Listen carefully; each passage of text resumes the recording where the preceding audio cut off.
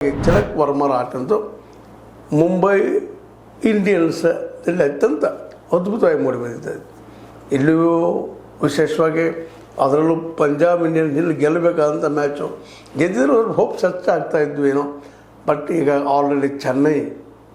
ಸ್ವತಂತ್ರವಾದ ಮೀಡಿಯಾಗೆ ಬೇಕಾಗಿರುವುದು ಸ್ವತಂತ್ರ ಧ್ವನಿ. ಆ ಸ್ವತಂತ್ರ ಧ್ವನಿ ಉಳಿಸಲು ನೀವು ಮಾಡಬೇಕಾದದ್ದು ಇಷ್ಟೇ. ಅದೇನಪ್ಪಾ ಅಂತಂತಂದ್ರೆ ನಿಮ್ಮ ಕೈಲಾದಷ್ಟು ಸಹಾಯ ಈ ಚಾನಲ್ಗೆ ಮಾಡಿ ಹಾಗೂ ನಿಮ್ಮ ಧ್ವನಿಯನ್ನು ಕಾಪಾಡಿಕೊಳ್ಳಿ. ಟಾಪ್ 4ದಲ್ಲಿ ಬರುವಂಥ ಎಲ್ಲ ಸಾಧ್ಯತೆಗಳು ಹೆಚ್ಚಾಗಿದ್ದಾವೆ ಇಲ್ಲೇ. ಯಾಕಂದ್ರೆ ಈಗಾಗಲೇ ಬಂದದ ಟಾಪ್ 4ದಲ್ಲ ಇದಾಗಿದ್ದಕ್ಕಾಗಿ ಮತ್ತಷ್ಟು ಈ ಮ್ಯಾಚಿಂದಾಗಿ 5th ರ್ಯಾಂಕ್ ಇದ್ದಂತಹ CSK ಮತ್ತು ಮೇಲೆ ಕೇಳುವಂಥ PBKS ಅಂದರೆ ಹೇಳುವಂಥ ಪಂಜಾಬ್ ಕಿಂಗ್ಸ್ ಕೆಳಗೆ ಇಳಿಯುವಂಥ ಮುಂದಿನ ಎಲ್ಲ ಮ್ಯಾಚ್ಗಳು ಅನಿವಾರ್ಯವಾಗಿ ಗೆಲ್ಲುವಂಥ ಪರಿಸ್ಥಿತಿ ನಿರ್ಮಾಣ ಮಾಡಿಕೊಂಡಿತ್ತು ಅಂತ ಅನ್ನೋದ್ರಲ್ಲಿ ಎರಡು ಮಾತಲ್ಲ. ಅದೇನೋ ಆಗಲಿ, ಈ ಮುಂಬೈ ಇಂಡಿಯನ್ಸ್ ಗೆಲ್ಲೋದ್ರಿಂದ ಅವ್ರಿಗೆ ಎಷ್ಟು ಲಾಭ ಆಯಿತು ಹಾನಿ ಆಯಿತು ಅವರತ್ತೆ ಹೊರಗೆ ಹೊರಟಿದ್ದಾರೆ. ಆದರೆ ಗೆದ್ದಿದ್ದರಿಂದಾಗಿ ಕಿಂಗ್ಸ್ ಏನು ನಿರಂತರ ಗೆಲ್ಲೋದು ಬಂದಿತ್ತು ಈ ನಿರಂತರವಾಗಿ ಸೋಲ್ತಾ ಹೋಗ್ತಾ ಇದೆ. 5ನೇ ಮ್ಯಾಚ್ನ ಸೋಲ್ತದ. ಇನ್ನು ಮುಂದಿನ ಮ್ಯಾಚ್ಗಳು ಗೆಲ್ಲಲೇಬೇಕು. ಗೆದ್ದರೆ ಎಷ್ಟು ಮಟ್ಟಿಗೆ ಏನೇನು ಆಗ್ತದೆ ಗೊತ್ತಿಲ್ಲ. ಆದರೆ ಪಂಜಾಬ್ ಕಿಂಗ್ಸ್ ಮಾತ್ರ ಇದು ದೊಡ್ಡ ಹೊಡೆತ, ಇಷ್ಟು ಮಾತ್ರ ಹೇಳ್ಬೋದಾಗ್ಯದ. ಏನೂ ಆಗಲಿ, ಈ ಏನಪ್ಪ ಅಂತಂದ್ರೆ ಕೂಪರ್ ಕುನೋಲಿ ಆಡಿದ್ದ ಆಟ ಆಗಿರ್ಬೋದು, ಇನ್ನುಳಿದವ್ರು ಆಟ ಆಡಿದ ಚಂಡಿಗೆ ಆಟ ಆಡಿದಾಗಿರ್ಬೋದು, ಇವೆಲ್ಲರೂ ಏನಪ್ಪ ಅಂತಂದ್ರೆ ವ್ಯರ್ಥ ಆಗಿಬಿಟ್ಟುಪ್ಪ ಈ ದಿಶೆಯಲ್ಲೇ. ಕೊನೆಗೆ ಈ ಮುಂಬೈ ಇಂಡಿಯನ್ಸ್ ಗೆದ್ದ ದೊಡ್ಡ ನಿರಾಶೆಯನ್ನು ನಮ್ಮ ಪಂಜಾಬ್ ಕಿಂಗ್ಸ್ ಮಾಡಿದರು. ಕಿಂಗ್ ಆಯಿತು ಅನ್ನೋದು ಅಷ್ಟು ಸತ್ಯ. ಆದರೆ ಇದೇ ಕಾಲಕ್ಕೆ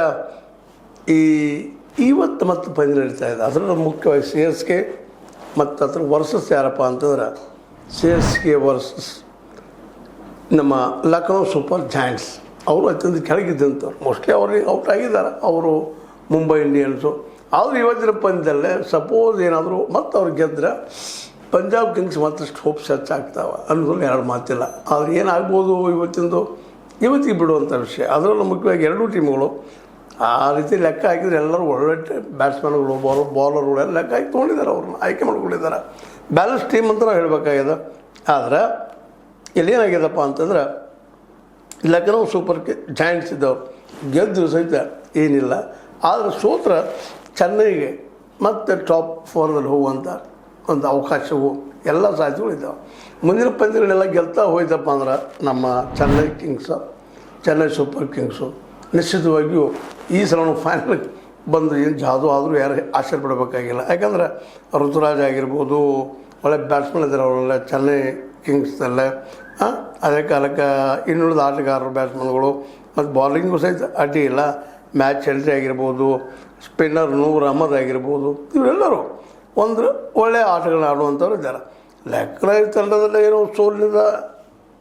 ಸೋಲಿನಿಂದ ಸ್ವಲ್ಪ ಸೋಲ್ತಿರ್ಬೋದು, ಬಟ್ ಅಲ್ಲೂ ಒಳ್ಳೆಯ ಟೀಮ್ ಅದ. ಆದರೆ ಇಲ್ಲಿವರೆಗೆ ನೋಡಿದಂಥ ಮ್ಯಾಚ್ಗಳು ನೋಡಿದಾಗ ಸಹಜವಾಗಿ ಎಲ್ಲರ ಮನಸ್ಸು ಚೆನ್ನೈ ಸೂಪರ್ ಕಿಂಗ್ ಗೆಲ್ಲಲಿ ಅನ್ನುವಂಥದ್ದು, ವಿಶೇಷವಾಗಿ ಅದರಲ್ಲೂ ನಮ್ಮ ಧೋನಿಯವರು ಆಡಿದ ಟೀಮ ಅನ್ನುವಂಥದ್ದು ಎಲ್ಲರಿಗೂ ಹೆಮ್ಮೆ ವಿಷಯ. ಇವತ್ತಿನ ಪಂದ್ಯ ಮಾತ್ರ ನಿರ್ಣಾಯಕ ಆಗೋದಿಲ್ಲ, ಎರಡು ಮಾತಿಲ್ಲ. ಸಪೋಸ್ ಏನಾದರೂ ಚೆನ್ನೈ ಬೆಳೆದವರಿಗೆ ಸೋದ್ರೆ ಮೋಸ್ಟ್ಲಿ ಅವ್ರಿಗೂ ಈಗ ಪಂಜಾಬ್ ಕಿಂಗ್ಸ್ ಆದಂಥ ಗೆದ್ದಿನ ಬರುವಂಥ ಸಾಧ್ಯತೆಗಳು ಇದ್ದಾವೆ. ಆದರೆ